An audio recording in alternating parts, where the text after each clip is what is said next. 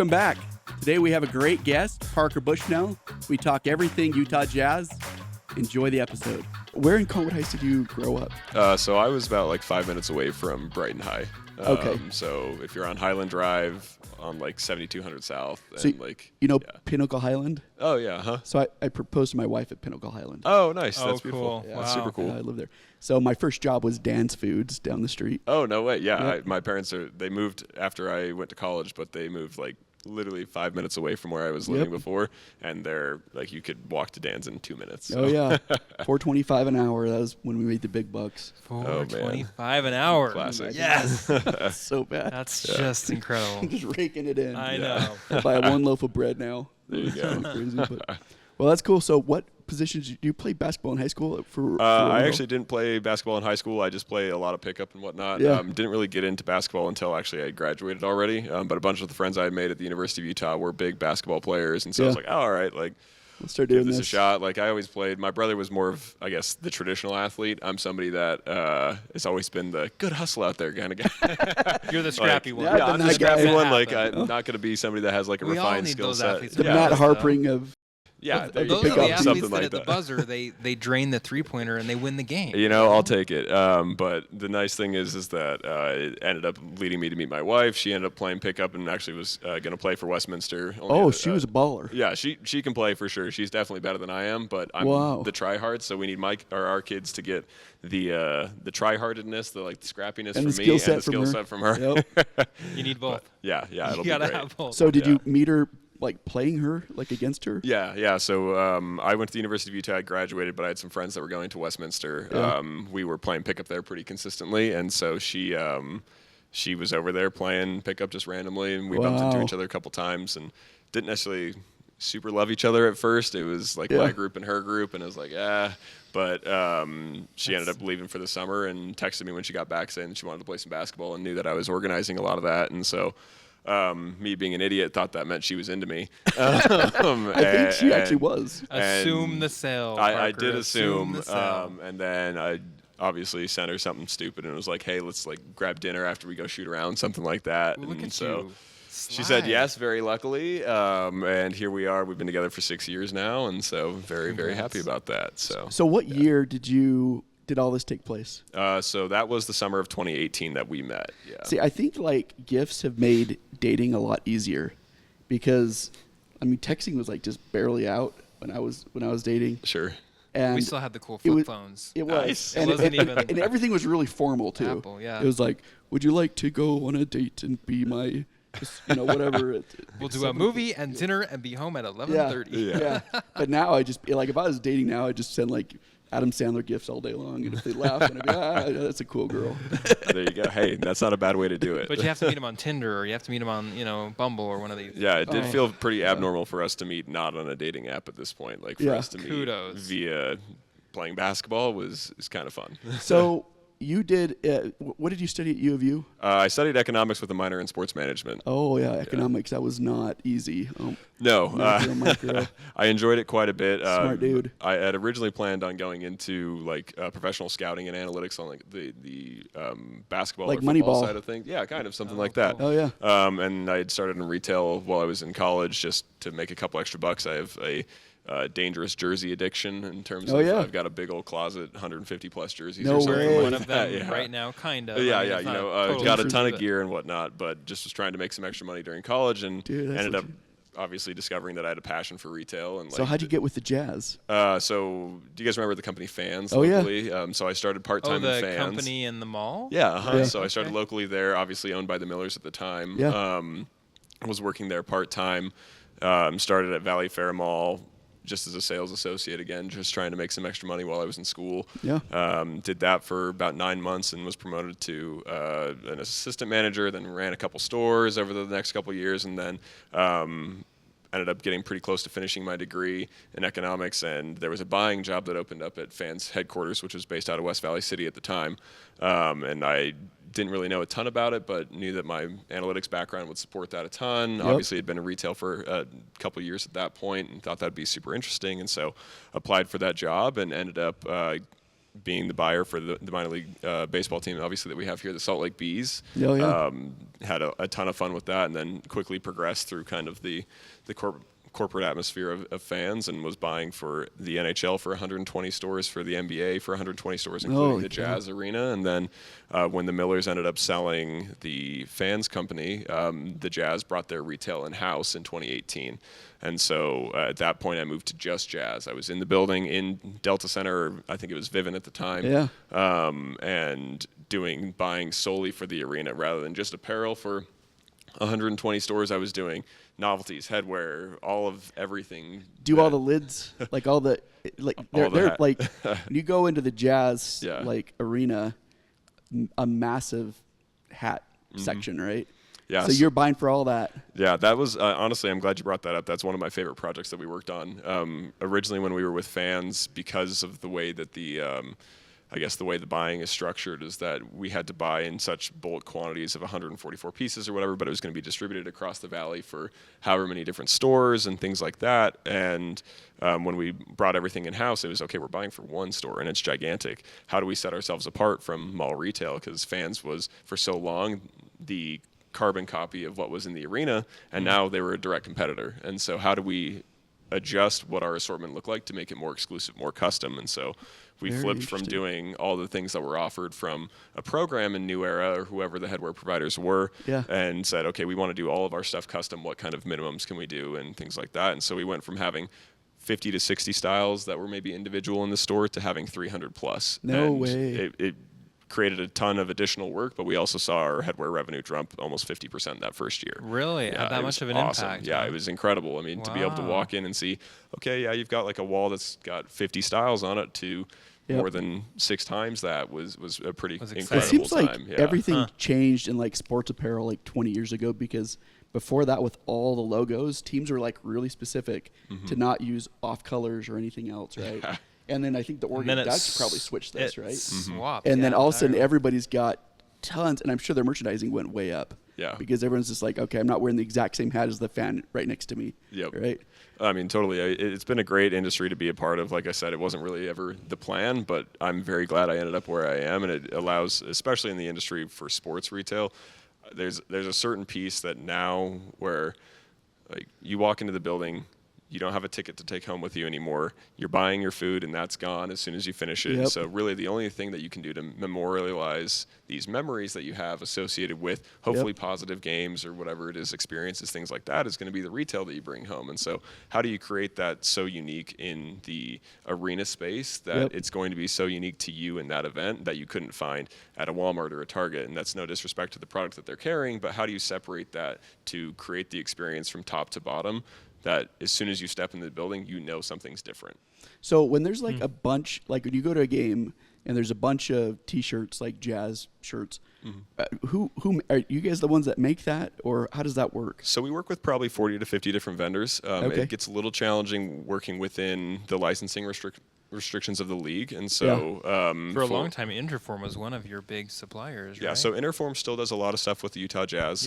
From my understanding, I'm not directly on the sponsorship side, so you'd have to fact check me on that one. They're great friends. Love Jim Hurst. But as far as the way that our interaction is in the team store and the way the retail activation works, is that we use probably 98% of our vendors are licensed partners with the NBA, and so that's Nike, that's Mitchell & Ness, like the piece I'm wearing right now. All of these different pieces are I guess the way that the licensing restrictions work, if they're not licensed, we cannot put them online, which as we continue to grow the business and service the Jazz fan that are outside of the Salt Lake or Utah area, we need to be able to reach the Jazz fans that are in Canada or New York or wherever it is. And so being able to put the product online for e-commerce business is going to be extremely important for us. And so that's that why differentiates you, is that licensing and that name branding. Yeah, I mean, the licensing is super impactful, and one of the things that we'll do is we'll go to the license partners that have an arena specific license, and we'll work with them to create a custom assortment where it's Nike can sell the practice tee to whoever they want to or whatever it is. And so it's okay.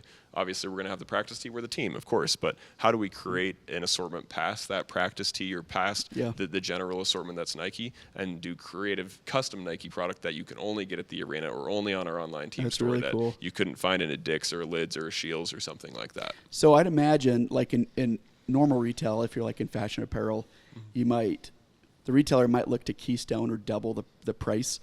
I'm just guessing here, but I imagine you guys can demand more than just doubling the price of a product that comes in because it's specific to you. Like, what type of margins are you looking for typically if you bring in a product? Yeah, I think it's very different depending on the category of product. One of the things that we've tried to be conscious of, at least for a long time, is when we moved to in-house from fans, it was, okay, everybody's used to fans. Everybody's used to shopping at these competitor or our now competitors. We don't want to immediately outprice ourselves with product that they could go buy for $10, $15 cheaper, wherever else it is. And so anything that you'll see that we carry that is available kind of to the masses or whatever, we try and be as close to Keystone as available to the competitors there, so that we're not shedding sales to everybody else. And so the piece that, again, that we keep touching on is that we try and make our assortment as custom as possible, that anybody that walks in there, you're going to walk in and see the piece that I'm wearing, and you're not going to be able to find it anywhere else, or extremely difficult to find it somewhere else, or whatever it is. And for the audience, I mean, you got to see Parker. He's all decked out in the Jazz memorabilia with the jacket and the shoes. And I do what I can. What can I say? I like the windbreaker. I think you got to bring the windbreaker. You are bringing the windbreaker back. I appreciate that. Give me one of them. But I mean, you're repping the brand very well.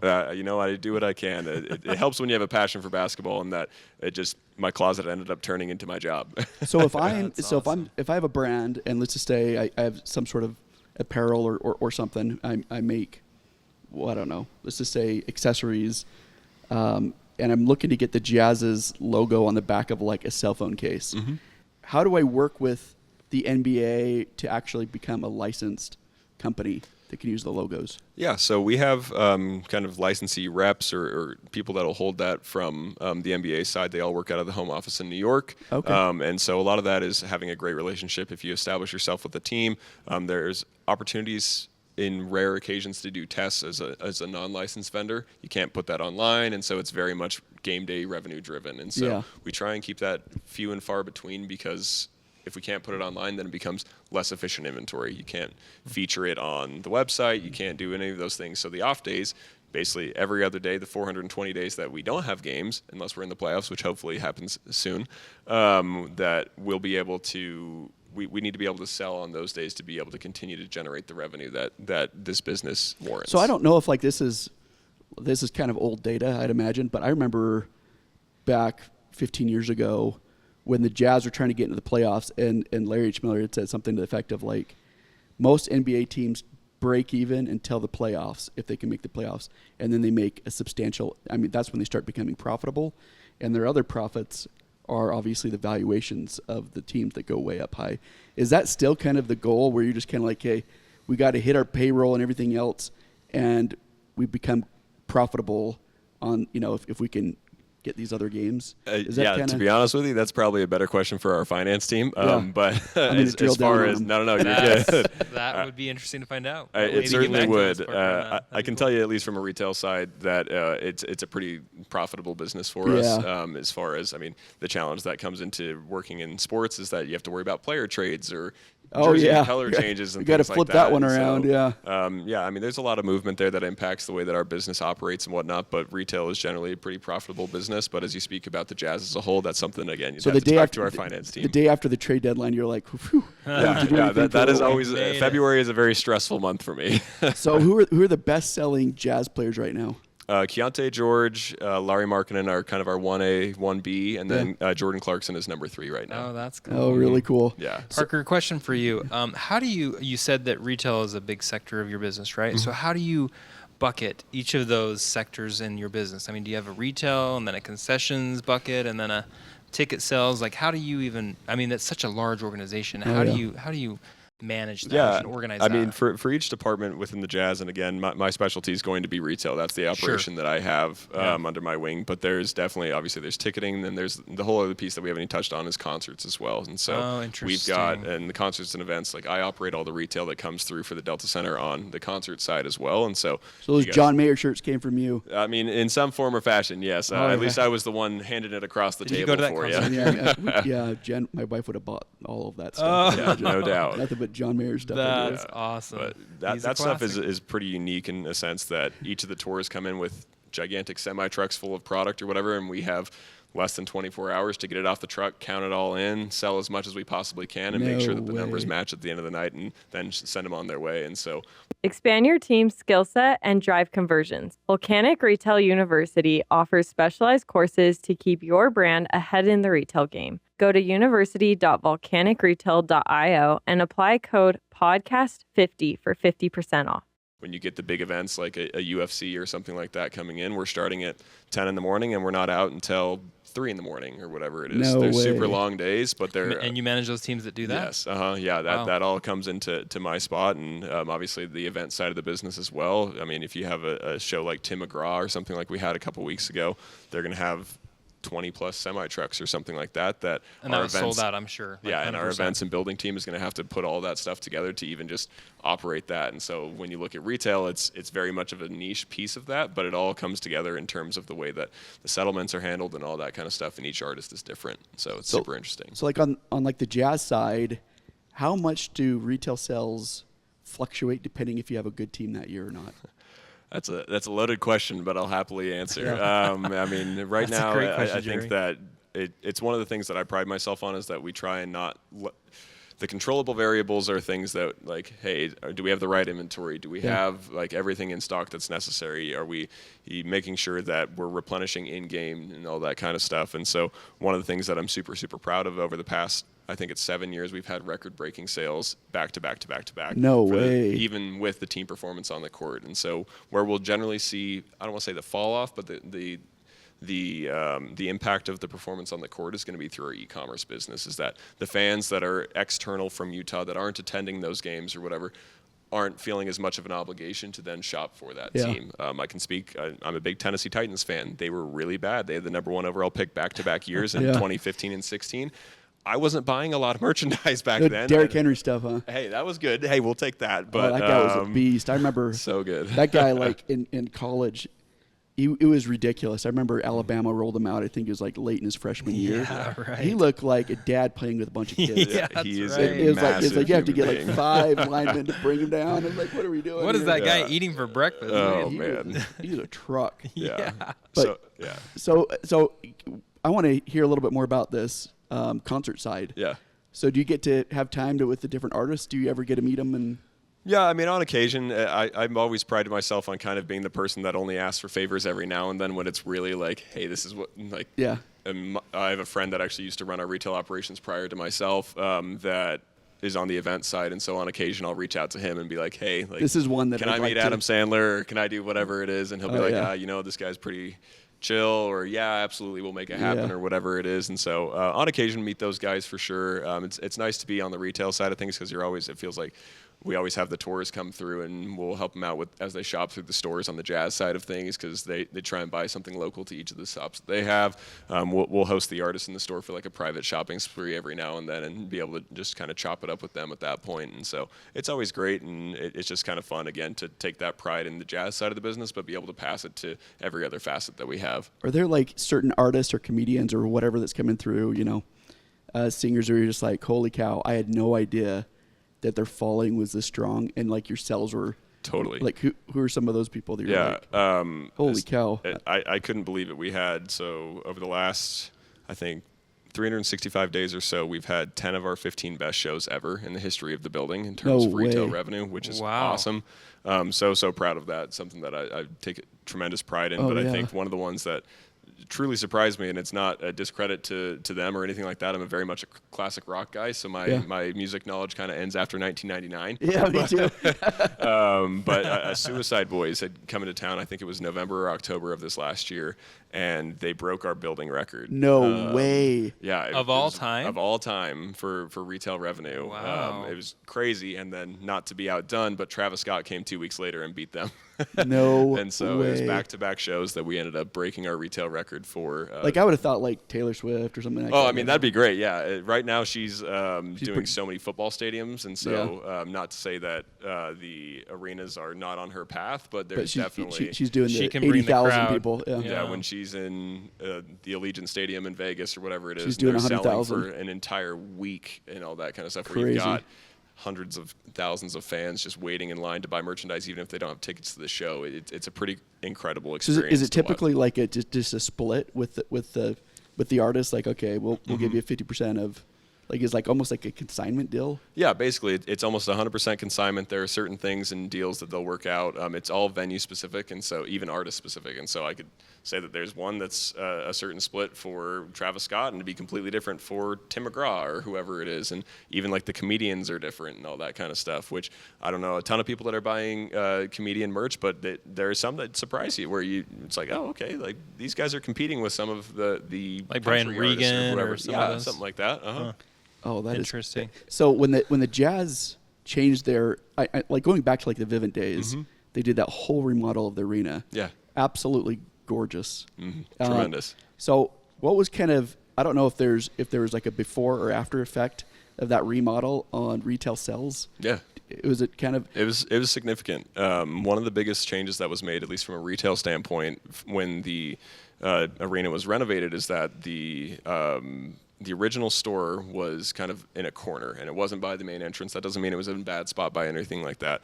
And it was about 1,000 square feet bigger than the current one is right now. But we moved the retail space to the main entrance, door 5, the corner of 300 West and South Temple. That's by the big big one. Jazz Note and everything like that. That's our main location team store, and we get about 70% of our traffic comes through those doors on game days. And so every one of those people is walking right past or right, hopefully, through my store and impacting the business that way. And so that immediately added, I mean, I want to say it was a 15 to 20% increase just right off the bat by us moving the location. Just so how many stores do you have within the arena?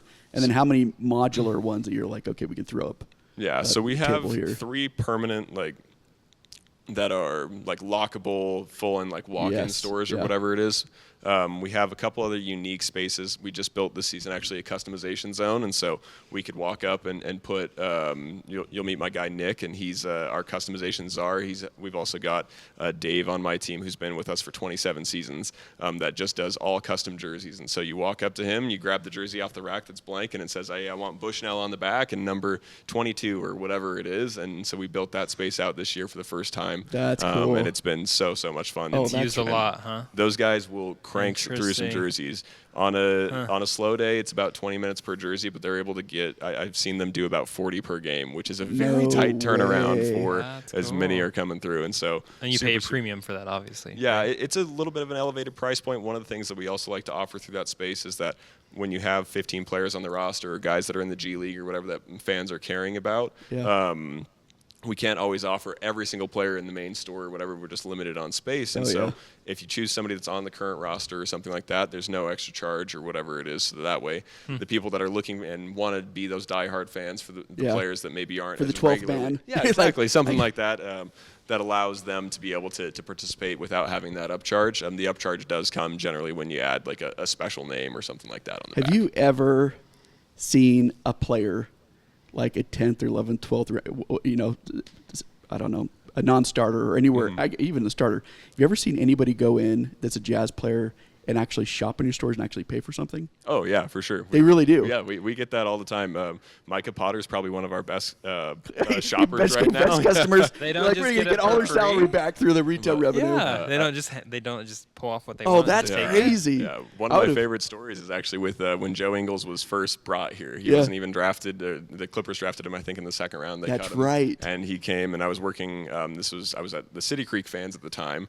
And he came into the store, and I was like, "Oh man, this is Joe Ingles. This is the new guy on the team." Yeah. And he comes in, and I'm like, "There's no way we have his jersey. Like, we don't have his jersey." Yeah. What do you do? And he's like, "Hey man, like, do you have my jerseys? I'm looking to buy some for my family or whatever." And I was like, "Oh man, I'm so sorry. Like, I don't have this." But we will get back to you. And so he's like, "No, I'm just playing. They're probably on the clearance rack." And I was like, that guy had a personality. Oh, that's cool. He was like funny. the most likable guy I think great. in the history of the Jazz. I mean, so that was a lot of fun, and it like kind of let me breathe a little easier. But there are definitely players that are a little bit, I don't want to say more demanding or anything like that, but want to have like stuff regularly available for them so they can either send it back to their families or whatever it is. And so we get pretty acclimated with the personalities about a month or so after they get onto the team and whatnot, and get pretty comfortable handling. They go in and buy stuff. That is weird. I always thought they'd be like, Just give me some of that. I was gonna say they'll I usually thought they do it just had after it the delivered game to or them something like as much that. as they Whenever we'll do some like we'll call it influencer package stuff where we've got some product that we are really passionate about that we have either a significant amount of inventory in that we'll seed to them and hopefully that they'll wear as you always see the photos on social media of them getting on the plane or whatever it is, and so we'll try and push some of that. Again, we try and ask for favors infrequently, but when it comes down to something that's super unique, we'll usually toss a couple pieces here and there their way. So this is a good question for you. Mm-hmm. Who is the best dresser in the NBA for pregame? Oh man, that's a tough question. Other than me, no, no, I'm definitely not on that list. I don't know. I think from our team, Jordan Clarkson has been somebody that's really redefined kind of the way that the Jazz have dressed. I can see that. He's been a super unique individual to work with. We've actually worked with him on a couple different projects here and there throughout the past couple seasons where he'll have a brand or something that he wants us to look into, and then we'll end up either testing it in the store or something like that, or just helping him out get some product or whatever. But he's definitely brought a fashion sense to the Jazz. That's like the Kevin Durant and Russell Westbrook. You get them up on the post games, you're like, and they'd be like styling. And you're like, I'm not used to this. Like my generation, I was watching Larry Bird, and the guy would just like show up and whatever. So it's kind of crazy to see, but that's like a big deal now. Totally, I mean, that's. I kind of like the trend actually. I do too. I do too. I think it's kind of cool. Yeah, I totally do. So you got big news coming out where the Arizona Coyotes, the hockey team, is now coming up to Utah, and there's also a big play where they're trying to bring in an MLB team to Utah. Yeah. Is that going to... How does that affect you? Yeah, does that affect you, or what are your thoughts on that? Yeah. Well, I mean, the fun thing is that I have the same amount of information as you guys do at this point. Oh, right. And so all of the ESPN articles tables. or whatever it is the same info. So if you guys have any insider but you info, got the same owner.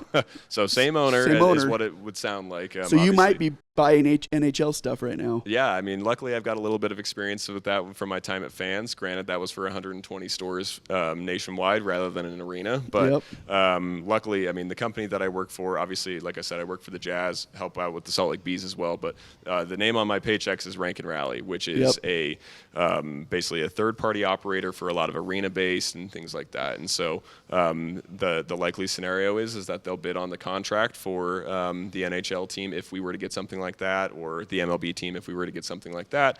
If you can't move without pain, you can't do the things that you love.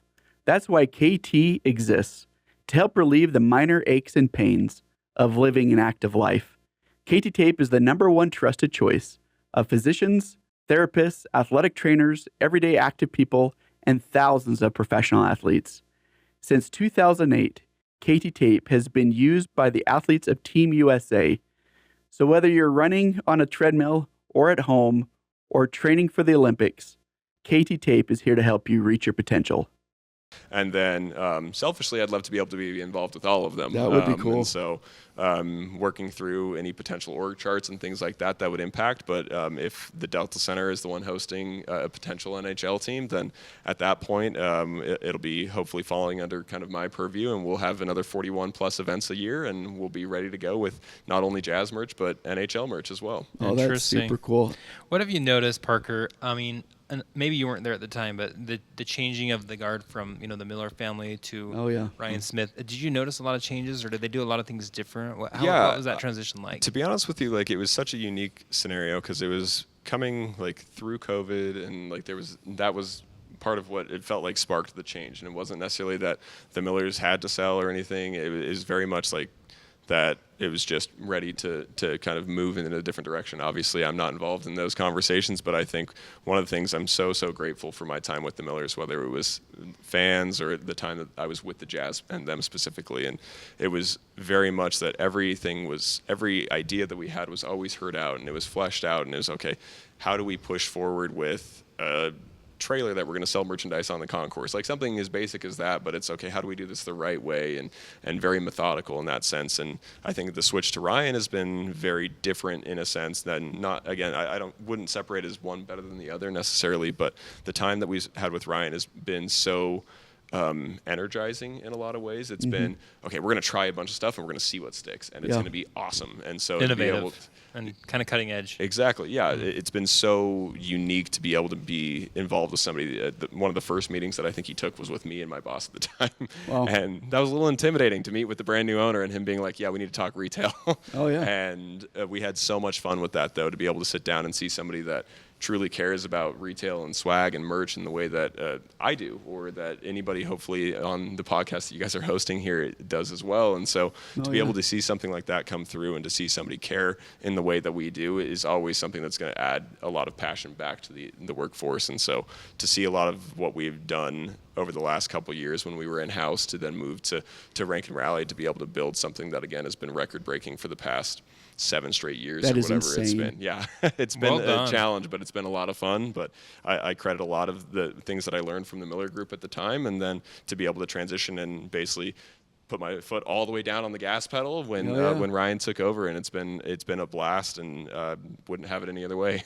Do you guys lead the standard in kind of the retail operations you operate based, I guess, from a viewpoint of other arenas or other teams? I mean, are they kind of looking at you guys to see how you're doing it? Or? I'd like to think so. Okay. Yeah. But you don't look at the stats from others, huh? Yeah. Well, I mean, like, we get stats from other teams, and I think there's a lot of different things that, like, we were the #1 retail team coming out of COVID, like, by far and away, which was a huge accomplishment for us. And so one of the things that we're always calibrating against is, okay, is it jersey colors, even like the color, believe it or not, like that we wear any given night is going to impact my jersey sales. Like if we're wearing purple or black, my jersey sales or my overall revenue is going to be probably 20% higher that night than if we're wearing one of our other colors. What about like the Southern Utah colors? Those were great. We love those. That was our second best selling jersey of all time. No way. Behind our Purple Mountain. And what is the cadence for like changing out jerseys? Because it seems more recent. Mm-hmm. Recently. I think the influence that Ryan has had in terms of the way that we're handling our jersey cadence and whatnot has been very positive. It's something that he's been very involved with, and again, comes back to the passion that he has for the gear and the swag and the retail aspects of things. And so I think the cadence is generally dictated by Nike on how frequently you're able to do that. The league obviously has their say as well, but in a standard set, it's going to be our icon and association, so your traditional home and away would last about 5 seasons at minimum.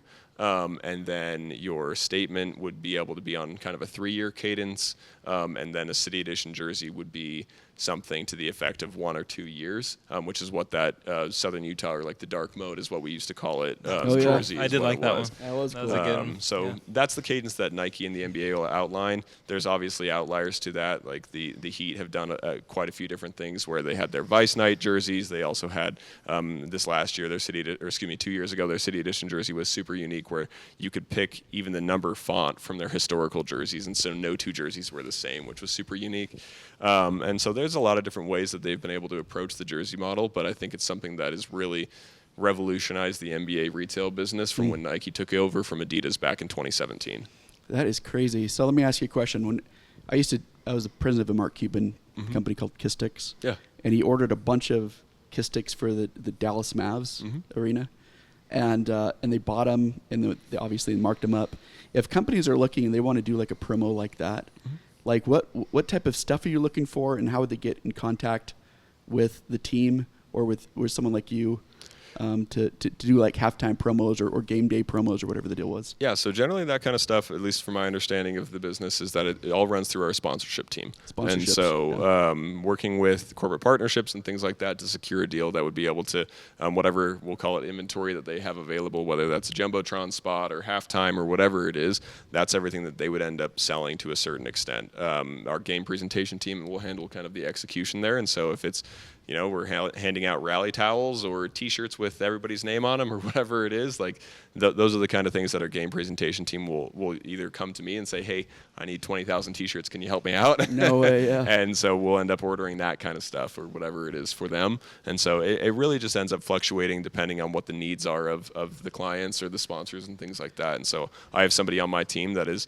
dedicated to what we call internal orders, meaning that they just sit and they're dedicated to anything that the Jazz as an organization needs. And so whether that's a sponsor that they're working with or whether that's something that they need as a gift for clients or something, that this gentleman on my team handles all of those requests. Oh, really, really cool. You seem like you love it. Tell us about the All-Star game, NBA All-Star game. Yeah, that was, I think that there's no other event that I can think of in my life that like I'm so happy to have been a part of. Really? I had my wife and I talk about this all the time of how different our life would be. I had an opportunity to leave and move to Miami about a year before that. No way. And I was really seriously considering it. And at the time, I was like, man, growing up in Salt Lake, there's no way I could ever forgive myself if I missed the NBA All-Star Game, being a part of that. Other opportunities will come along, but this is, and quite literally, could be a once-in-a-lifetime opportunity. And hopefully it's not, and hopefully we get it back sometime soon. But to be able to do that, and I remember pretty vividly going to finance and pitching my plan of, hey, we're going to do X dollar amount for this, and they're like, well, what's the previous record? And it was like $500,000 less than that, and I was like, no, but we're going to do this. It's going to be incredible. And so and we did it. And so you broke another record. Yes, we for 2023 NBA All-Star Game, we were the record-breaking retail revenue for any team hosted event. No way. So proud of that. I mean, honestly, I sit and say I'm proud. I'm so proud of the team that I have that was able to pull something like that off. And, I mean, it's funny. Everybody jokes that Utah did that, and it's like, yeah, Utah did that. This place is awesome. Parker, you've dialed it in. You've got a nice formula for success here. Well, I appreciate that. Awesome. I'm very blessed to have the team that I do. The success that I have is the success that we share. So, I got one last question for you. Have you ever shot a t-shirt gun? No, but I'm good buds with the Jazz Bear, so he might let me sometime. Yeah, you do it. You tell him to hook you up, man. I will. Usually we're the ones stuffing those guns with stuff that, maybe isn't selling as well or something like that. We'll toss some extra t-shirts his way and say, hey, get rid of this. A traded player. Yeah, see you later, sucker. We don't want this anymore. No, it's great, but I will have to ask him for that. Oh, that is rad. Parker, it's been so fun to get to know you and learn about the Jazz and what you're doing. And I go back to a long time ago when I was in grad school. We did this huge comprehensive study for the Delta Center on how to improve and enhance and train better, all the different pieces for the actual arena as far as customer service goes. And we got to see a lot of the inner workings of that entire facility. It's phenomenal. You guys are running an incredible organization. It sounds like the retail side is dialed in with your leadership, and this is great to have you on the podcast. Yeah, thanks so much. It's been amazing. I appreciate just the acknowledgement of being here, and it's just a blast to talk about the things that I love. Like I said, I do love me some t-shirts, and not too many people do that, but I'm one of those guys. So thanks so much, dude. Yeah, thanks for the time. Maximize your sales team's potential with Volcanic Retail University. Our courses cover everything from foundational retail knowledge to advanced strategies for established brands. Go to university.volcanicretail.io and use code RWG for 30% off.